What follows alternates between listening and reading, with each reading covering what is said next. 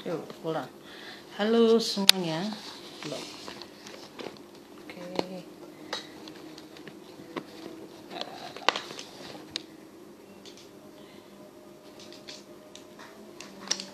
Sebentar. Hop. Oke.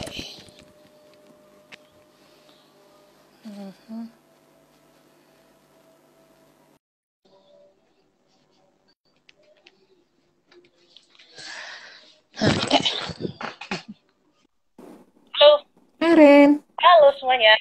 Selamat hai. malam. Selamat malam semuanya. Bentar, aku jadi terlalu dekat ya tadi kayaknya udah pas. Oke. Selamat malam Aku semuanya. jauhin dikit deh. Iya, aku itu juga. Sip. Sorry. Bentar. Ya, oke Mbak Ita. Sudah oke Ya, kan? Sip. Oke. sudah. Baiklah. Selamat malam semuanya. Ya, selamat malam semuanya. Malam ini kita akan mulai rangkaian 100% Stay at Home, yaitu acara dari kami 100% manusia untuk menemani teman-teman yang saat ini sedang work from home dan juga study from home. Intinya sih kita semua yang melakukan karantina mandiri ini.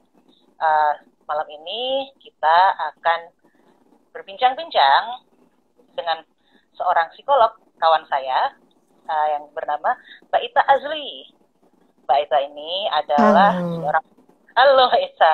Mbak Ita ini adalah seorang psikolog keluarga yang juga praktisi ini Mbak ya, konseling kesehatan mental ya Mbak ya. Iya, betul. Nah, ini malam ini kan kita judulnya adalah How Not to Kill Ourselves. Bukan, How Not to Kill Each Other in the Time of Quarantine. Yang saya Jangan kill rasa ourselves dong.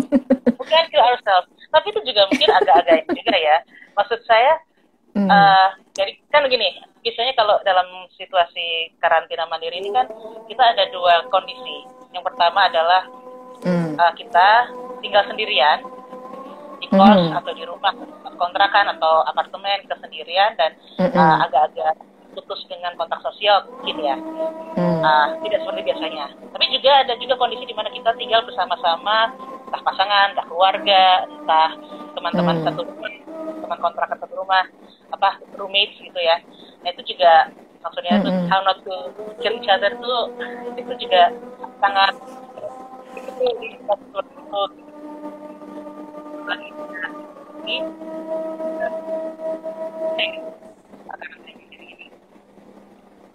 kita bikin kelompok beda tantangannya dalam yang kami pas akan secara pastinya kita akan mengecek kapan karantina ini dan juga virus di luar sana belum ada COVID-nya dan juga ya kondisi ini juga aman ada pekerjaan ini mungkin mereka bisa ngobrol-ngobrol tentang hal-hal ini. Ren, koneksinya putus-putus ya? Oh, begitu ya? Aku sih baik-baik aja sih Mbak Ita. Oke. Suaranya bisa agak kencang nggak? Suaraku kedengeran nggak? Suara terdengar. Oke. Jadi, Mbak, challenges tantangan kita menghadapi situasi yang tidak menentu di saat-saat karantina. Itu kita ngobrolin tentang itu juga. Merasa banyak di luar sana yang ya mungkin berbagi tentang itu juga gitu. Oke, ya terima kasih 100% manusia karena saya diundang untuk sharing di sini dan juga diskusi, mudah-mudahan gitu ya Rin ya. Yes. Topiknya seru banget. Gimana supaya kita nggak saling cakar-cakaran ya selama ngejalanin karantina gitu ya. Nah, tadi kan disebutkan kita bisa tinggal sama pasangan kita, kita juga bisa tinggal sama orang tua kita atau kakak adik kita, atau kita juga bisa sendirian gitu ya. Nah, kalau ini apa namanya intinya gini, saya mau ajak dulu kita semua buat memahami situasi yang sekarang gitu ya. Karena situasi ini dari kemarin banyak yang ngebahas juga gitu ya. Gimana supaya nggak miserable ngejalanin karantina mandiri gitu. Karena udah banyak juga yang memang mulai ngasah kukunya, agak-agak keluar tanduknya gitu ya. Eh, dan dan yang ada beberapa poin penting yang kita semua perlu untuk bisa pahamin gitu. Yang pertama bahwa sekarang ini kita sedang menjalani satu perubahan dan perubahan ini bukan kita yang mau gitu. Perubahan ini karena memang sedang ada pandemi ya yang mengharuskan kita pada akhirnya menjalani apa namanya atau melakukan penyesuaian yang pastinya beda banget dari yang biasanya. Dulu kalau keluar rumah kita nggak ribet pakai masker. Sekarang keluar rumah walaupun cuma ke pagar depan halaman, tetap perlu pakai masker. Betul. Keluar rumah agak jauh dari apa, kita pergi dari jauh, pulang habis belanja gitu ya. Udah tuh baju-baju segala macam udah mesti masuk ke ini tempat laundry gitu ya. Kemudian mandi ke laundry basket gitu karena ya dan harus mandi wajib gitu ya. Mandi wajib corona. Nah, gitu ya. Nah, apa namanya banyak sekali belum cuci tangan lah, yang banyak orang bilang harus 20 detik, nggak boleh kurang dari itu gitu ya, dan harus pakai sabun gitu. Nggak cukup cuman hand sanitizer aja dan sebagainya. Jadi intinya gini, kita sekarang sedang menjalani satu transisi karena perubahan yang kita hadapin. Perubahan itu nyata, yang tadinya kita nggak ngalamin atau apa pandemi COVID-19 ini tidak melipir ke Indonesia, kita pikir masih jauh di Cina, ternyata datang ke sini. Nah, pada akhirnya memang kita perlu tahu bahwa perubahan ini selalu disertai oleh transisi. Nah, perubahan itu kasat mata, dia biasanya sifatnya eksternal dari luar diri kita.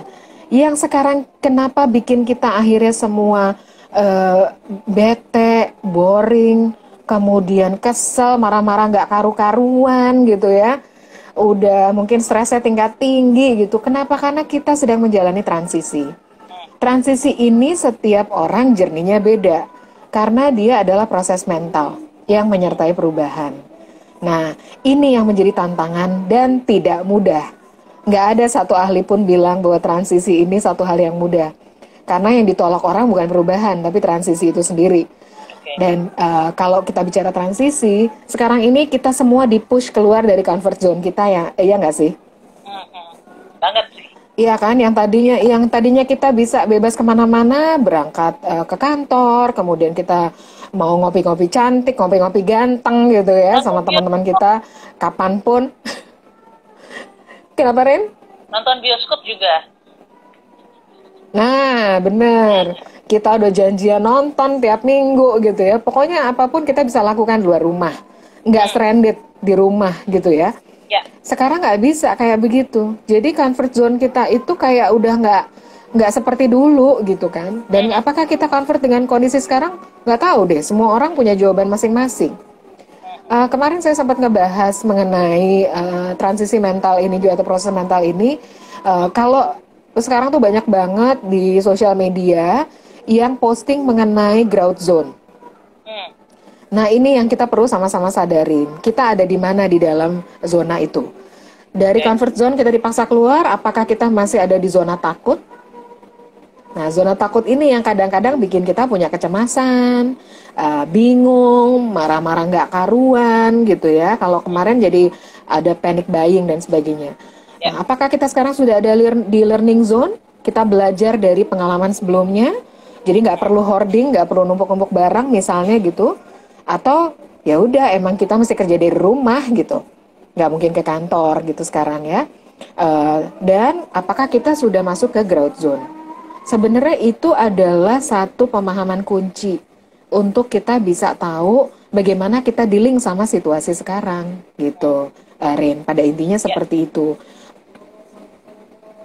Nah, kemudian kan ketika kita itu perjalanan kita beda-beda ya Mbak ya, dan juga betul. teman dalam perjalanan kita juga beda-beda nih. Nah, itu juga itu gimana tuh Mbak? Bagaimana kita coba gini, dalam keadaan kondisi biasa saja, misalkan dengan pasangan ini, bukan dengan pasangan yang tinggal serumah, itu kan bisa dalam kondisi biasa, kita ada masa di mana kita jalan sendiri ke kantor, apa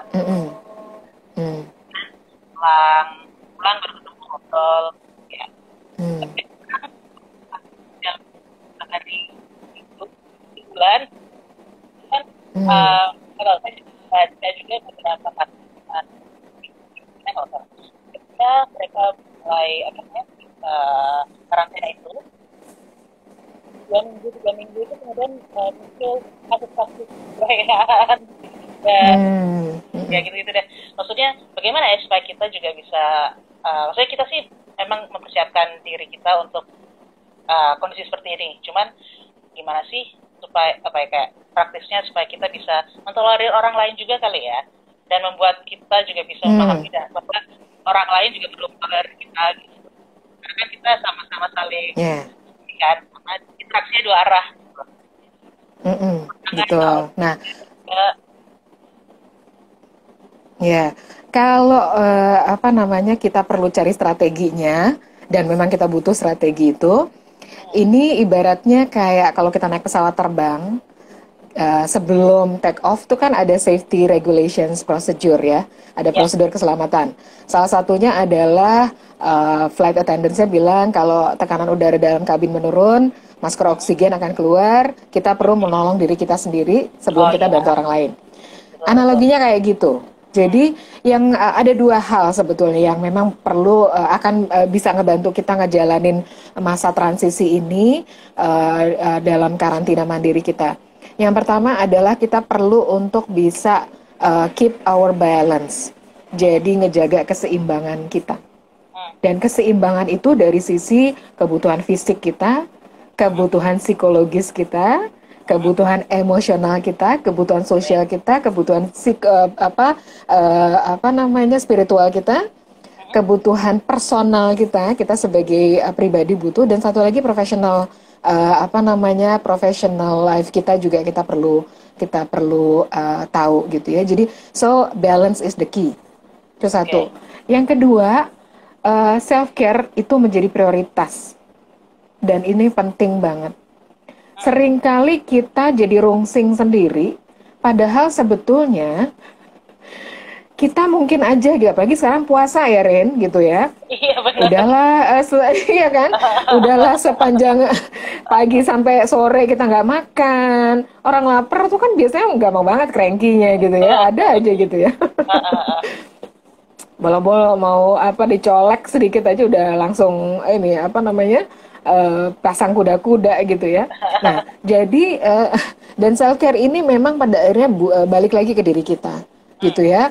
Ada banyak hal kemarin-kemarin ini yang saya juga pada akhirnya melihat sharingnya orang-orang di sosial media. Bagaimana mereka menyiasati supaya tetap bisa betah gitu ya, dan survive menjalani karantina mandiri gitu. Makanya kemarin akhirnya pada ini kan ribut di sosial media soal berjemur itu mesti jam berapa gitu kan? Betul juga, iya. Iya, itu salah satu bentuk self-care untuk kita tetap bisa terkoneksi dengan dunia luar sebenarnya. Bukan cuma kita butuh matahari, tapi kita memang butuh akhirnya menghirup udara segar jam 9 pagi gitu kan. Mau senam-senam atau apa, stretching deh even gitu ya. Nah, itu sebetulnya salah satu yang membantu kita untuk bisa memanage stres kita juga gitu.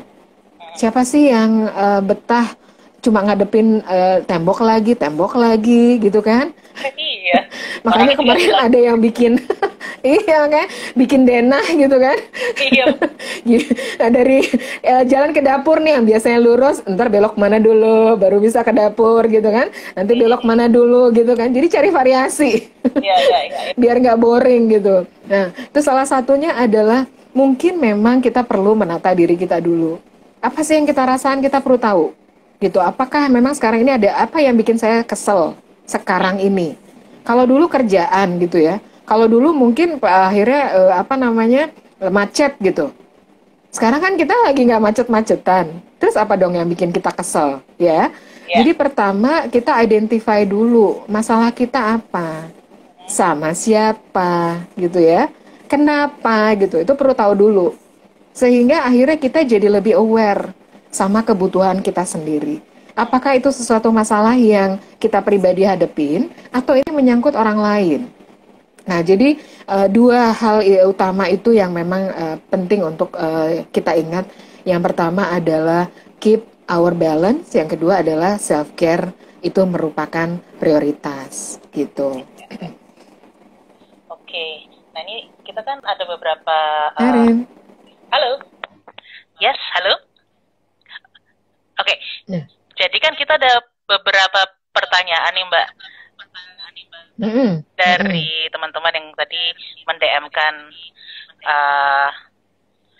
kita.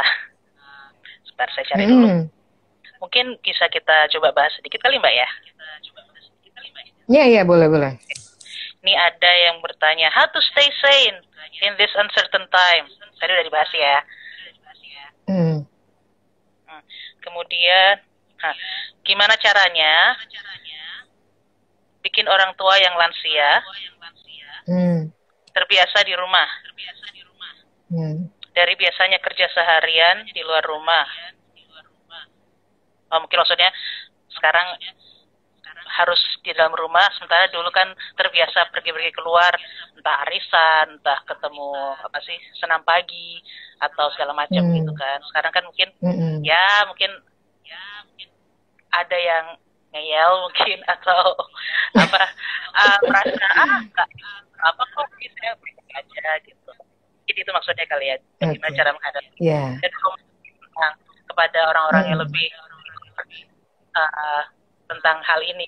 Karena mungkin juga konsumsi berita mungkin beda dengan kita, jadi informasi yang terpaparkan juga berbeda. Oke. Nah, ini terkait sama lansia. Kalau dari pemahamannya namanya lansia itu kan di atas 60 tahun ke atas, ya. Dan lansia ini juga beda-beda soalnya punya keunikan masing-masing. Orang tua kita misalnya atau mungkin kakek nenek kita tinggal serumah gitu kan. Dia kan punya kebutuhan yang tertentu. Jadi kalau saya boleh sarankan gitu, yang pertama adalah kita perlu untuk bisa aware apa sebetulnya yang dipermasalahkan. Apakah misalnya dengan mereka akhirnya tidak bisa kerja sekarang bekerja dari rumah, nggak keluar rumah dalam jangka waktu panjang, itu bikin mereka juga jadi boring, jadi bosan gitu kan. Nah, salah satu yang kemarin ini saya juga pelajari dari beberapa kasus-kasus yang muncul, yang di-share terutama di keluarga gitu ya. Jadi itu kaitannya sama orang tua gitu. Gimana nih caranya menghibur mereka? Sementara kita sendiri juga lagi bete, kitanya juga lagi boring gitu ya. Kebayang nggak gitu kan? Kebayang. Oke, nah orang tua kita nih kan salah satu adalah memang yang pertama tuh yang kemarin akhirnya jadi kesimpulan adalah ini mungkin akhirnya jadi kita punya family time banyak banget. Yang lebih dari biasanya. Dan kita dulunya susah banget cari waktu bareng sama keluarga. Sekarang udah kebelebekan gitu ya, kebanyakan gitu kan. Sampai bingung mau ngapain. Nah, memang perlu ada aktivitas yang kita perlu bantu mereka. Tapi sebelum bantu mereka seperti tadi tuh oksigennya kita pasang dulu di diri kita gitu ya. Kita exercise dulu lah gitu ya. Stretching segala macam baru kemudian ini mereka dampingin. Orang tua ini juga perlu untuk diajak mereka melakukan exercise. Supaya mereka bisa relax, mereka bisa rilis stresnya gitu. Mungkin kita nggak perlu harus menjadi problem solver buat mereka. Mereka perlu jadi problem solver buat mereka sendiri karena kebutuhannya mereka yang tahu. Tapi kita support mereka gitu, ya. Apa yang mereka butuhin misalnya? Apa sih yang bikin mereka jadi jadi marah-marah misalnya gitu? Atau mungkin jadi cranky gitu kan? Bisa jadi karena dia ngelihat kita nggak mandi seharian. Ya. Males banget kan gitu pakai baju itu lagi udah seminggu kayaknya pakai bajunya itu mulu gitu. Bagus kalau nggak smelly gitu ya. Kalau udah smelly ya pastilah gitu ya. Iya, iya, iya, iya, Jadi iya. mungkin kita bisa jadi stresor mereka mereka juga gitu ya. Atau mereka punya personal stressor gitu. Nah, ajak untuk ada satu dialog, tapi udah mandi ya, jadi enak gitu ya nyiumnya juga. Udah mandi, Apa diajak udah ngobrol. buka puasa gitu ya. Terus udah makan, Betul. Nah, habis puasa iya, juga sih. exactly. Nah, kalau di rumah ada teras, ngobrolnya di teras deh gitu. Tetap jaga Oke. jarak, nggak perlu deket-deketan. Diajak ngobrolnya di teras gitu. Kalau sekarang lagi puasa ya udah nggak usah inilah, tapi nggak usah minum-minum kan nggak bisa ya. Tapi paling tidak ada hal-hal yang bisa kita lakukan. Misalnya gini, di rumah ada jeruk nggak misalnya gitu ya, yang bisa apa aromanya tuh bisa membuat kita jadi soothing. Kulit jeruk itu kalau kita lagi ngobrol sambil nyium-nyium gitu ya kulit jeruk itu bikin kitanya relax gitu. Atau Kayak aromaterapi deh di rumah gitu ya. Apa deh yang bikin kita bisa nyaman gitu ya pas lagi ngobrol. Di satu sisi mereka ngerasa bahwa kita perhatian sama mereka, bahwa oke. kita peduli sama mereka, dan mereka juga kebantu untuk mereka bisa relax gitu kan ya. Nah, itu yang menurut saya salah satu yang bikin mereka juga jadi lebih apa namanya terbantu. Nah kalau mereka ada masalah, mereka ajak kita perlu bantu mereka untuk mendiskusikan gitu, cari waktunya, kapan diajak ngobrol dan kalau boleh karena di rumah mungkin kita udah sehari-hari ada di dalam, Oke. diajaknya di teras di Ya. depan supaya mereka bisa relax juga gitu kan.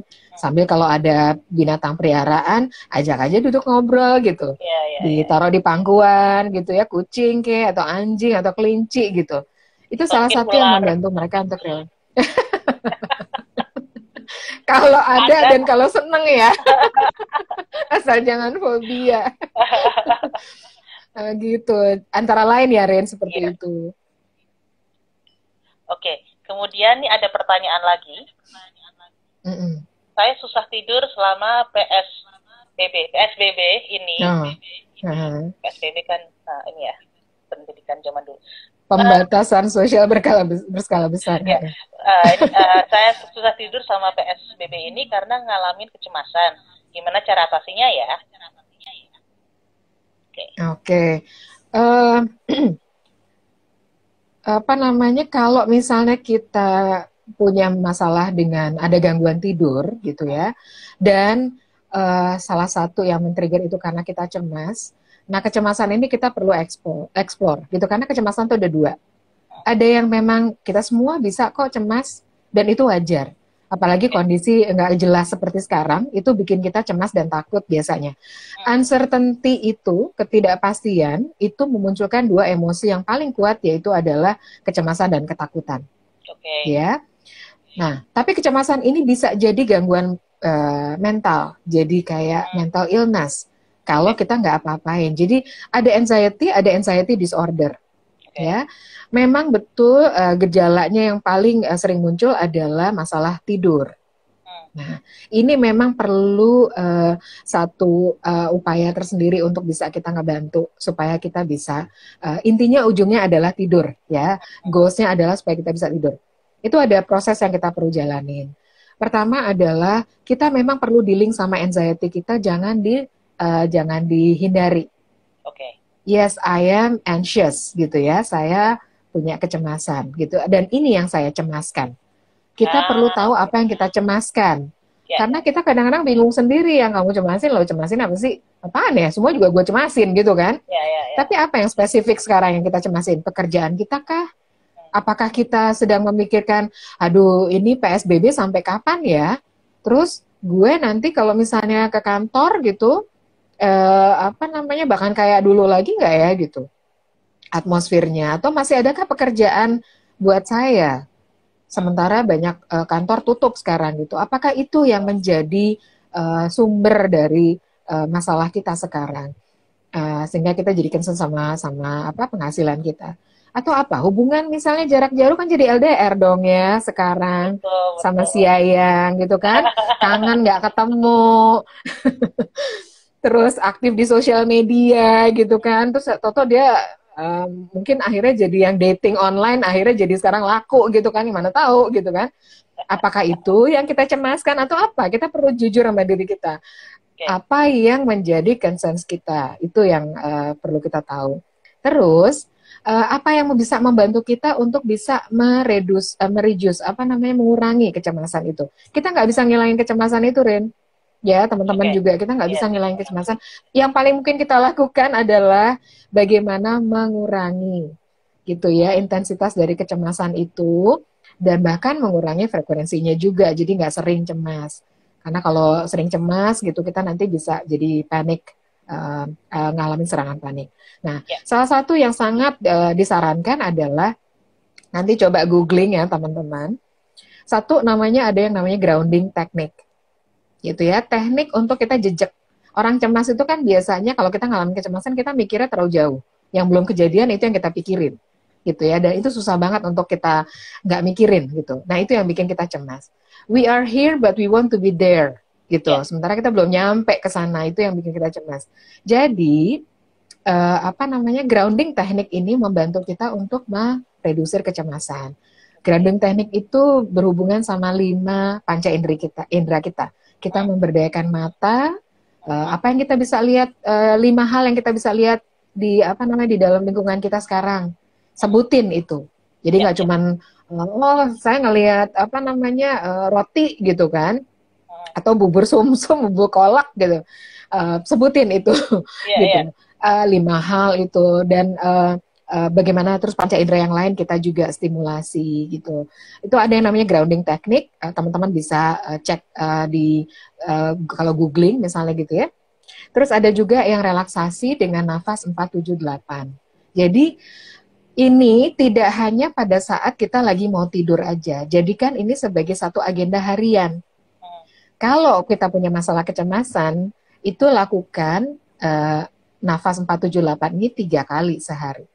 Pagi, siang, sama menjelang tidur. Ya. Kayak minum obat. Tekniknya sederhana banget. Iya, benar. Karena kan kesehatan itu ada 2, kesehatan fisik dan kesehatan mental. Jadi kita juga butuh nih obat buat jiwa kita ya. Jadi tekniknya adalah tarik nafas 4 hitungan, ditahan 7 hitungan, setelah itu keluarkan 8 hitungan lewat mulut. Gitu. Nah, itu rutin dilakukan supaya kecemasannya pelan-pelan bisa diredusir. Sehingga ketenangan itu yang membuat kita jadi lebih bisa membuat kadar serotonin, ya, hormon serotonin di dalam otak kita yang itu membantu kita bisa rileks, itu akhirnya jadi diaktifkan dan kita jadi bisa tidur enak. Salah satunya itu, Ren. Oke. Sekarang pertanyaan berikutnya adalah how not to compare yourself with other person on the internet. Gimana caranya supaya kita tidak membandingkan diri kita dengan orang-orang di internet? Karena ya sih sekarang kita semua lebih banyak di sosial media untuk berinteraksi sama orang ya. Jadi mau nggak mau kan ya berinteraksi dengan banyak orang, dengan macam-macam orang lah gitu. Gimana caranya supaya kita tidak membandingkan diri kita dengan mereka? Sama tadi caranya adalah pada saat kita lagi online di sosial media dan kemudian kita melihat akun orang-orang lain gitu, entah itu teman-teman kita sendiri atau selebriti gitu, apa yang membuat kita pingin ngelihat akunnya dia, pingin buka akunnya dia gitu, kayak Instagram misalnya gitu kan ada kita jadi akhirnya bisa ngecek gitu kan, dia posting apa sih yang bikin kita jadi curious sama si teman-teman kita ini atau si seleb ini ya. Itu yang pertama. Yang kedua, yang kita pengen tahu ini adalah sesuatu yang bermanfaat nggak buat kita, gitu. Apakah itu menjadi sesuatu yang valuable buat kita tahu, gitu ya. Informasi juga, kalau kita perlu tahu informasi, tapi kalau udah kebanyakan kayak kemarin masalahnya benar, akhirnya itu jadi kita dibombardir sama informasi itu, kita juga jadi sangat tidak nyaman. Nah, kalau kita memang pengen dapetin satu manfaat, apa sih yang kita pengen dapetin dari manfaat buat apa yang kita dapetin dari account teman-teman kita atau seleb-seleb ini gitu ya. Terus yang lain adalah kalau kita melihat akunnya dia, apa yang kita rasain? Apakah kita senang dengan postingannya? Kita bersyukur karena dia happy gitu ya? oh ternyata dia bisa TikTokan sekarang. Dia udah bisa goyang sekarang gitu kan. Kayak kemarin saya nyoba dance challenge gitu ya, ngajakin anak saya gitu kan. Itu kan sesuatu yang menarik ternyata dan ada tutorialnya gitu kan. Nah, itu juga sebetulnya lebih karena ternyata ini bukan sesuatu yang bikin kita kita jadi apa namanya cuman nyaksiin aja, tapi kita juga bisa jadi memberdayakan diri gitu ya. Dan itu koordinasi otak kanan kiri loh sebenarnya tanpa kita sadarin gitu. Nah, apa yang kita rasain pada saat kita ngelihat account-account itu? Apakah kita happy, kita seneng, kita gembira gitu, atau sesuatu yang membuat kita jadi relax gitu ngelihatnya? Nah, tapi kalau kita pada saat lihat kemudian kita ngerasa nggak nyaman, entah mungkin kita gimana sih kayak gini aja diposting gitu. Udah mulai tuh ya ada komen-komennya kayak gitu. Kenapa? Dengki mungkin bisa juga sih. Oh. Sirsak tanda tak menggol gitu. Iya gitu ya. Nah itu yang bisa jawab kan kita tuh Ren. Ya. Apakah kita nggak sukanya karena memang kita jealous atau envy sama dia? Jealous sama envy beda loh gitu ya. Gitu. Envy itu udah kayak penyakit. Iya. Envy itu adalah iri hati. Kalau jealous cemburu. Ya. Jealous tuh wajar biasanya. Kalau dalam relationship gitu ya. Misalnya kita lihat dia kok chatting lama banget ya sama siapa nih gitu. Kita mungkin jealous karena waktunya dia akhirnya tersita untuk chattingan sama entah siapa gitu orang lain. Tapi kalau envy itu bikin kitanya jadi secara emosi juga terpancing. Untuk kita jadi marah, kita kesel, kita mungkin tanpa tahu siapanya kita jadi sakit hati sendiri gitu. Dan itu yang membuat kita nanti bisa jadi dendam sama orang yang bersangkutan. Nah, makanya kenapa envy itu pada akhirnya derajat ke secara derajat itu kuat banget untuk bisa membuat kita jadi punya masalah kesehatan mental. Ya, kalau cemburu masih bisa lah diatasin lah intinya gitu ya. Nah, jadi pada saat kita ngeliat account ini dan kita udah ngerasa nggak nyaman, stop. Salah satu upaya yang bisa kita lakukan, stop. Tidak perlu diterukan scrollingnya, udah that's it, enough. Jangan menyakiti diri sendiri gitu ya. Exactly, kita torturing soalnya sama diri kita sendiri tanpa kita sadarin gitu ya. Dan kita kadang-kadang juga jadi bisa nggak realistis. Wah, alisnya bagus banget ya gitu. Kayaknya alis matters ya kalau buat cewek-cewek gitu kan ya. Pada saat ada tutorial cewek yang pakai ini alis, aduh kok bisa gitu ya alisnya gitu. Terus kita jadi, aduh alis gue kok nggak kayak gitu ya gitu. Mulai deh kita jadi insecure sama diri kita sendiri. Nah, kalau sudah sampai kita merasa tidak nyaman sama diri kita, pada saat kita ngelihat akun orang lain, stop. Tidak perlu diteruskan. Makanya yang salah satu yang disarankan adalah detox gadget. Gitu ya. Supaya kita jadi nggak meracuni diri kita sendiri. Gitu. Nah, ingatkan diri kita satu hal bahwa ini mungkin juga ngingetin saya ya Rin gitu. Seringkali kalau pada saat kita lagi ngecek sosial media kayak gitu, oke, dia punya ini, punya itu segala macam. Gue, apa yang bisa gue syukurin dari diri gue? Apa yang bikin gue bisa senyum sama diri gue? Apa yang what makes me smile today? For myself, not for others, but for me gitu. Itu yang bikin kita pada akhirnya jadi tahu bahwa we are worth it gitu. Kita berharga. Gitu ya, dan orang lain punya ininya sendiri gitu. So kita bukannya lulu gue ya, tapi dalam hal ini karena kita tahu bahwa kita juga matters gitu, kita pada akhirnya bisa tahu bahwa kita punya hal-hal yang kita juga bisa merasa nyaman sama diri kita gitu. Intinya itu balik juga ke tadi di mana semua orang punya perjalanan sendiri ya, maksudnya perjalanan tiap orang itu beda-beda. Iya, betul, transisi. Tiba di mana itu juga beda-beda dan nggak apa-apa gitu. Iya, it is exactly. Oke, kemudian ada lagi yang nanya. Masih ada satu lagi adalah gimana cara bikin mood positif? Gimana cara bikin mood positif lagi? Walaupun berasa burnout banget karena harus work from home dan nggak bisa kemana-mana. Tadi sudah sempat kita lihat sedikit. Iya. Oke. Nah, memang sih kalau mood ini kan suasana hati ya. Kadang-kadang berubahnya apa namanya seirama dengan apa yang kita kita hadapin sehari-hari gitu. Jadi kalau misalnya kita lagi bete gitu, ini memang pada akhirnya ada satu teknik gitu yang biasanya kita lakukan.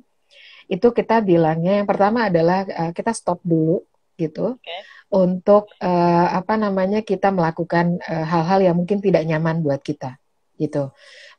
Dan kita coba untuk apa bantu diri kita supaya kita mencari apa namanya membantu diri kita apa yang kita bisa bagaimana kita bisa sejenak untuk pause gitu, apa kasih jeda. Jadi kalau kita lagi bete, dibanding kita maksa tetap ngelakuin ini, tetap ngelakuin itu nggak akan ada ini juga tidak akan membantu kita. Jadi stop, pause, and then abis itu kita relaksasi aja dulu gitu. Ya, kalau misalnya kita lagi udah buka puasa gitu ya, atau mungkin lagi nggak puasa, kita bisa minum air putih pelan-pelan tapinya. Jadi nggak digelegek-gelegek gitu. Tapi air putih pelan-pelan. Habis itu kita pada akhirnya juga jadi apa ngebantu diri kita untuk kasih satu asupan buat buat apa badan kita gitu. Kenapa? Karena gini, mood ini sebetulnya dia akan memunculkan reaksi kalau kita stres. Dan kita stres karena kita ada stressors. Nah, stressors ini yang kita kadang-kadang suka nggak ngeh. Apa yang bikin kita terpancing gitu ya, jadi bereaksi gitu. Ya, nggak mungkin aja kita ujuk-ujuk bete gitu. Ya, kalau yang punya masalah gangguan kejiwaan atau gangguan mental, iya sih. Biasanya nggak ada angin, nggak ada hujan, tau-tau dia bete gitu ya. Tapi kalau yang pengen tetap waras gitu, itu kita akhirnya jadi perlu bantu diri kita untuk tahu apa sih yang bikin, yang jadi pemicu stres saya. Biasanya pemicu stres kita tuh ada 3, orang, situasi, atau kondisi. Apakah memang di sekeliling kita ada yang lagi bikin kita nggak nyaman, gitu ya? Entah mungkin roommate kita, atau mungkin orang tua kita mungkin gitu, atau mungkin anak kita gitu.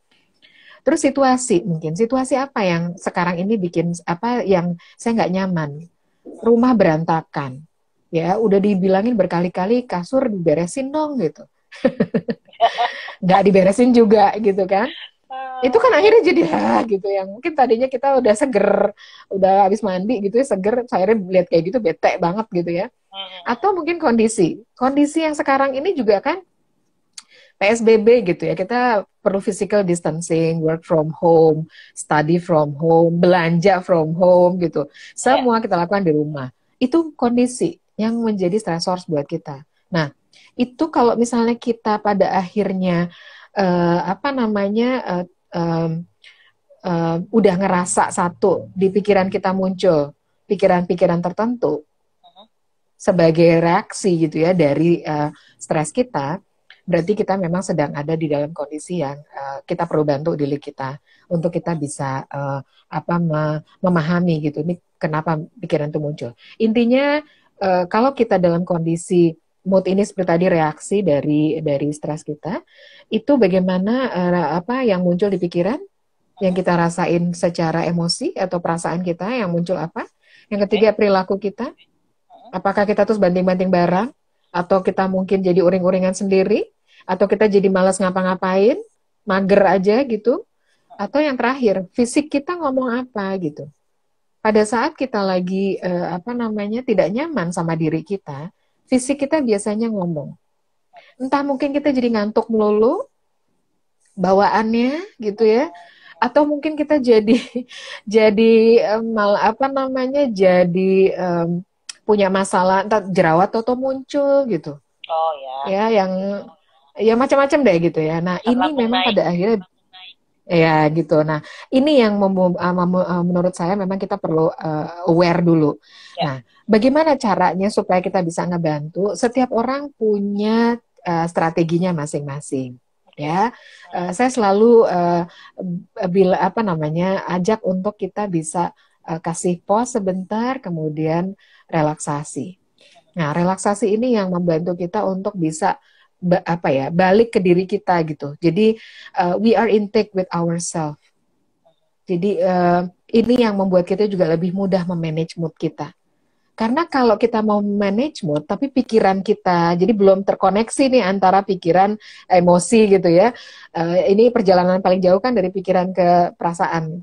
Itu kadang jadi kayak agak susah, kita struggling juga untuk akhirnya kita bisa bisa tetap bertahan supaya kita bisa nggak stay positif gitu. Jadi bantu dengan kita bisa menginterkoneksikan apa yang kita pikirkan sama apa yang kita rasakan gitu. Memang itu tidak mudah. That's the longest journey sebenarnya. Tapi itu bisa kita lakukan pada saat kita lagi kasih pause. Kita relax sebentar gitu ya.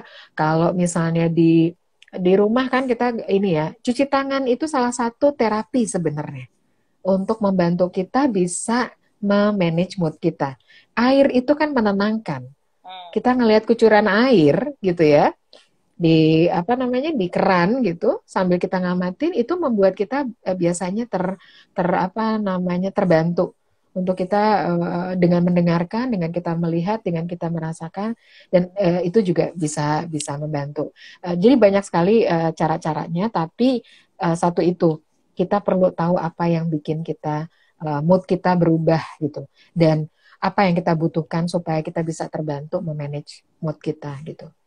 Karena setiap orang pasti beda-beda. Saya kadang-kadang kalau kasih satu cara X gitu belum tentu sama yang bersangkutan bisa cocok gitu ya. Iya, Jadi dengan kita bisa realize dari diri kita sendiri, kita jadi oke, yang gue butuhin nih sebenarnya sekarang ini bukannya ini, mungkin gue harus nulis kali ya gitu.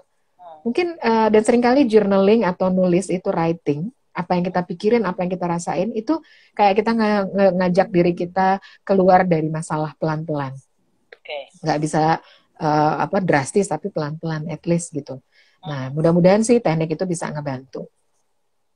Jadi sebenarnya saat-saat seperti ini juga kesempatan yang baik untuk kita mengenal diri kita sendiri ya Mbak Ita ya. Iya, benar gitu. Diharapkan seperti itu, diharapkan seperti itu. Ya, apakah kita mau mengambil momen ini untuk kebaikan diri kita, it's up to us. Itu tergantung kita, gitu. Mau kita miserable selama ngejalanin karantina ini, bisa gitu, kalau itu pilihan kita. Tapi pertaruhannya adalah kesehatan fisik dan mental kita. Itu yang utama. Tapi kalau kita mau make the best of our time, our moment, itu juga bisa, seperti tadi Rain bilang, gitu. Jadi bisa bantu supaya discover diri kita lebih baik gitu ya. Terus kemarin sih ini ada titipan pertanyaan dari teman. Dia tinggal sendirian di kosan dan dia sering ngerasa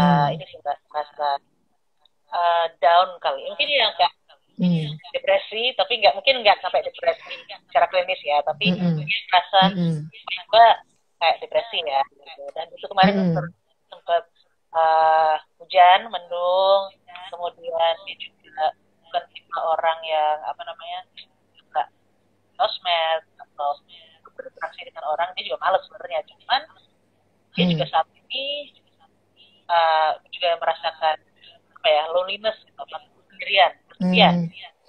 Nah, untuk menghadapi itu bagaimana Mbak Ita ya? Oke, dia sendirian, nggak ada roommate ya di kosnya? Mungkin lebih, kalau yang kutangkap adalah dia di kosannya itu mungkin rame-rame, tapi kamarnya sendiri, cuman dia dan mungkin juga tidak terlalu bergaul dengan teman-teman kosnya yang lain mungkin, atau mungkin sekedar say hi aja tapi nggak dekat gitu. Oke. Iya, memang itu salah satu yang jadi challenge juga ya. Kemarin ini banyak informasi yang juga di-share ke saya.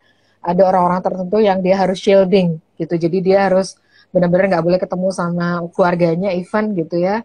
Karena memang ternyata dia terdeteksi ada satu kondisi secara fisik yang itu membahayakan dirinya kalau dia keluar rumah dan membahayakan orang di sekitarnya gitu ya. Jadi dia bisa terpapar virus corona itu dengan sangat cepat gitu ya dengan karena kondisinya. Ya, dari pengalamannya dia kemarin yang dia sharing gitu, pada akhirnya dia memang awalnya karena dia bilang ini saya nggak mau kayak gini, ini bukan pilihan saya gitu.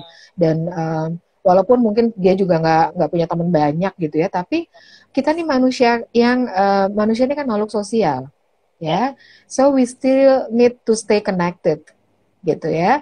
Pasti di antara kita ada yang punya teman walaupun nggak banyak, satu dua yang kita percaya, yang kita bisa setiap waktu gitu ya say hi sama dia gitu. Cuman memang apa namanya ini pun perlu untuk kita bisa ingatkan diri kita gitu ya. Ada waktunya untuk kita bisa ngejalin hubungan sama mereka gitu. Tapi paling tidak gini, loneliness ini adalah ini mungkin menjadi satu yang apa ya kondisi kesehatan mental atau kondisi mental yang banyak orang yang juga belum realize gitu. Walaupun kita ada di keramaian, kita bisa ngerasa lonely loh. Bukan hanya pada saat isolasi ini aja. Kenapa? Karena kita nggak berteman sama diri kita sendiri. Oke.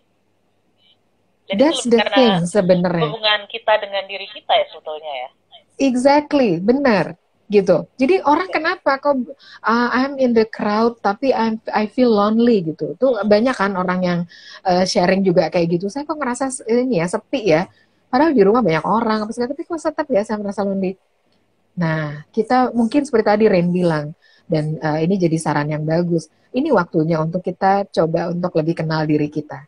Untuk lebih bantu diri kita berteman sama diri kita sendiri gitu. Ya, kenapa? Karena dengan begitu kita jadi nggak asing sama diri kita. Kalau kita lonely because we feel strange with ourselves, kita nggak kenal diri kita soalnya gitu. Kebayang nggak? Kita gini nih, gampangnya kalau kita punya teman gitu ya, kita ngobrol sama dia, tapi kita nggak kenal-kenal banget sama nih orang ngobrol sama dia. Iya sih. Iya. Biasanya kan kita juga jadi nggak nyaman ya gitu. Lama-lama, aduh kapan sih kelarnya udah ngobrol mulu gitu kan. Kenapa kita nggak iya kan? We don't feel at ease sama ini orang. Nah, sama halnya kalau kita nggak merasa nyaman sama diri kita. Jadi kita, anytime kita bisa lonely.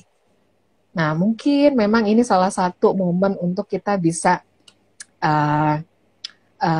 ajak diri kita untuk kenal lebih jauh diri kita deh gitu.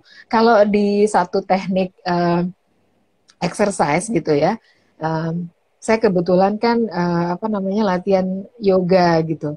Jadi di yoga itu ada tuh disampaikan the real journey is the journey within. Jadi perjalanan yang sesungguhnya adalah perjalanan masuk ke dalam diri kita gitu. Jadi ini waktu untuk kita betul-betul ngebangun satu kedekatan sama diri kita. Kita befriended sama diri kita.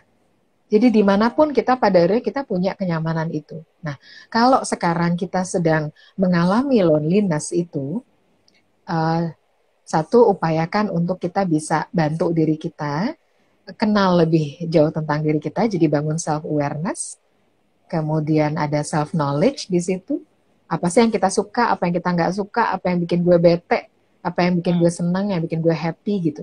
Kenalin diri kita, gitu ya. Kemudian kasih satu treatment yang bikin diri kitanya juga senang gitu. Happiness is an inside job. Nggak, orang lain nggak bisa bikin kita happy, kita yang bisa bikin diri kita happy. Orang lain memberikan kegembiraan atau pleasure, gitu, kesenangan, bukan kegembiraan, pleasure. Tapi happiness, ya beda-beda. Pleasure and happiness beda. Tapi kita yang bisa membangun happiness buat diri kita sendiri. So, jadi, kalaupun kita di kosan sendiri, tanggung jawab kita sendiri berarti ya, happiness itu. Exactly, benar.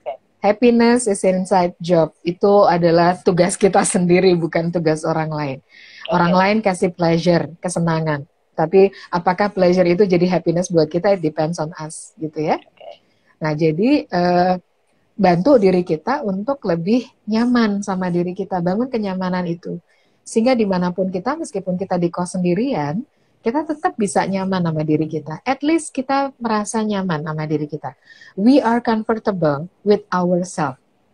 Ingat bahwa tadi di growth zone kita di push away kan, keluar dari comfort zone kita. Betul. Jangan kita di push away keluar dari diri kita. Kita perlu betul-betul bantu supaya kita bisa ngebangun comfort dengan diri kita sendiri gitu. Dan mungkin kita juga harus berbaik hati, berlaku baik pada diri kita sendiri ya Mbak Ita ya.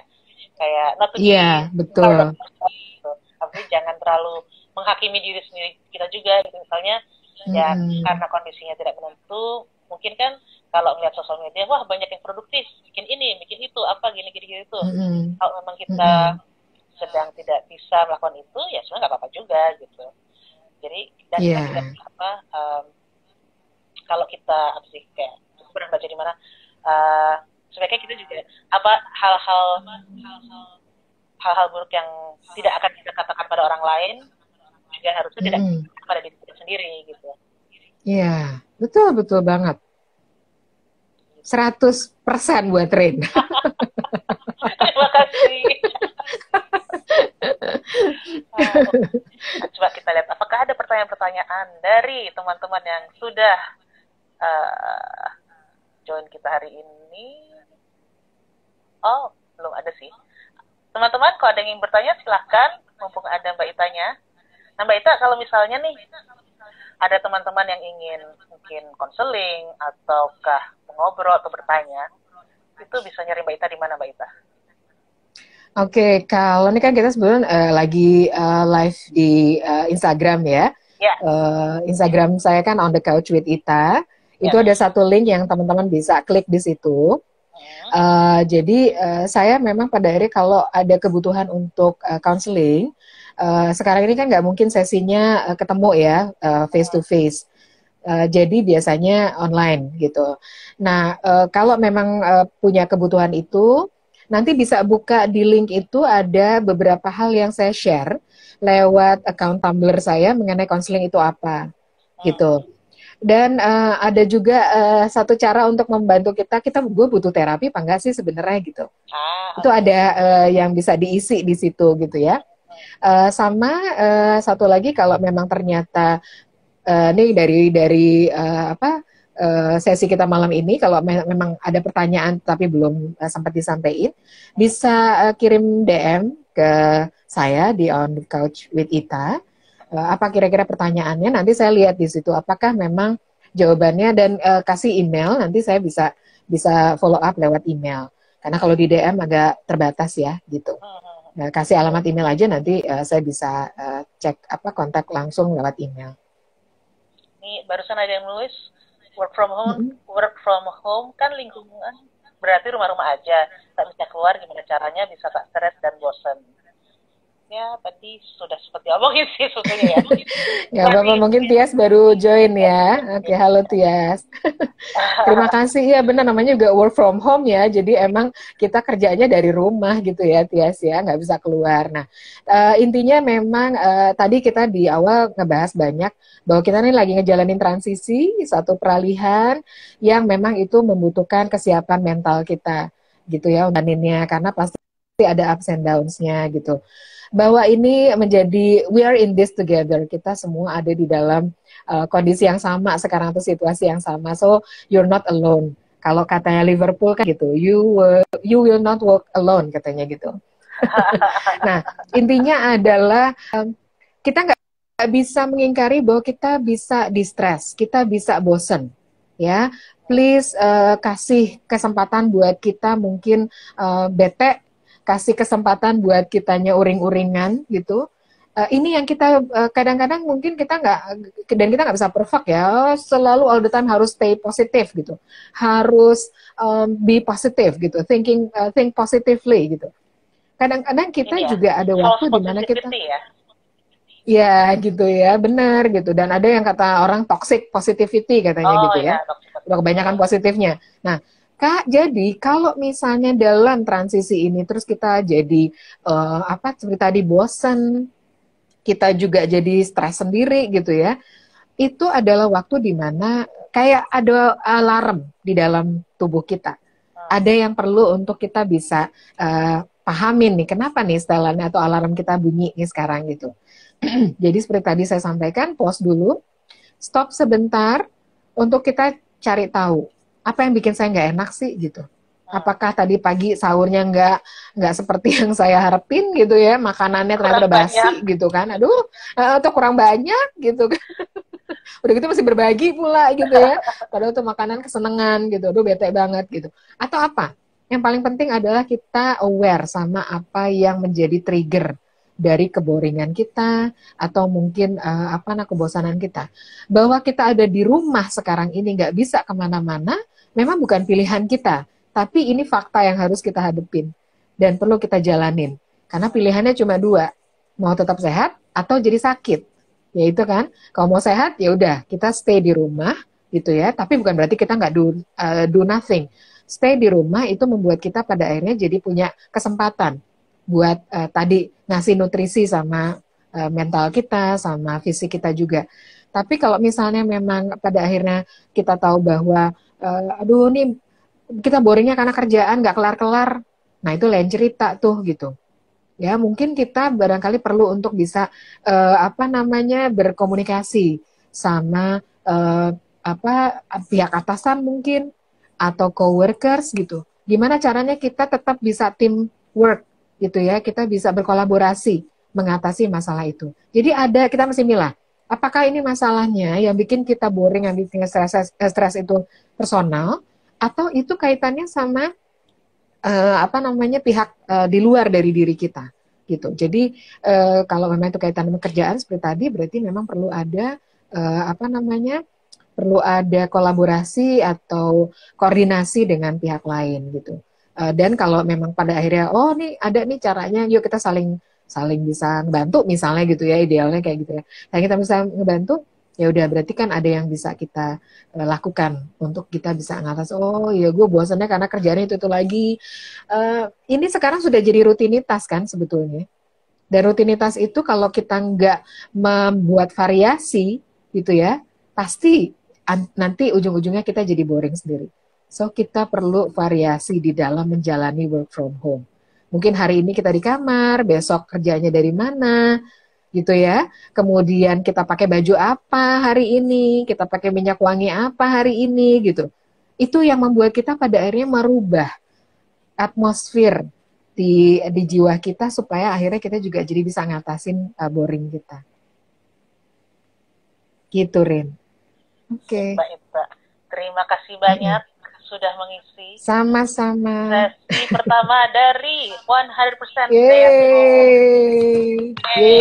Jadi teman-teman mungkin yang baru saja bergabung, jadi ini adalah seri pertama dari 100% Stay at Home, yang mana tiap hari Minggu jam 7 malam kita akan ngobrol-ngobrol dengan seseorang tentang sesuatu yang berkaitan dengan ya mental health ataupun juga itu sekitar kita dan terutama dalam kondisi kita yang berada di rumah.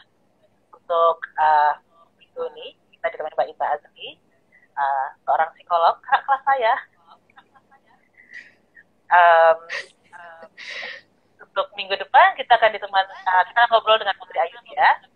Kemudian di minggu ketiga kita akan ngobrol dengan Yusman Rustanto, dan di minggu keempat yaitu hari Lebaran, menjelang hari Lebaran dan hari Lebaran, kita akan ngobrol dengan Kartika Yahya. Jadi jangan lupa untuk mampir ke 100% Manusia di tiap hari Minggu jam 7 malam. Teman-teman. Terima kasih banyak Mbak Ita, dan mungkin ada pesan-pesan sama-sama Rin semuanya. Oke, ya terima kasih Rin, teman-teman di 100% Manusia. Semoga nih acara jadi kebaikan dan manfaat sendiri. Oke. Saya pesannya cuma gini aja, tetap jaga kesehatan, ingat untuk tersenyum dan bersyukur. Yes. Dan berbuat baik pada orang lain dan diri sendiri. Iya, intinya kalau kita bersyukur, salah satunya mengajak kita untuk bisa mengingatkan bahwa kita ada di situasi yang memang kadang kita nggak punya kontrol. Di satu sisi kita nggak punya kontrol, tapi di sisi lain kita masih bisa punya kendali buat diri kita. At least paling tidak buat diri kita. gitu. So tetap jaga kesehatan, ingat untuk selalu tersenyum gitu, sama diri kita terutama, bukan cuma buat orang lain aja. Senyum kalau pagi di kaca, senyum buat diri kita. And then we thank God. Kita bersyukur lah intinya dan berterima kasih pada diri kita. Oke.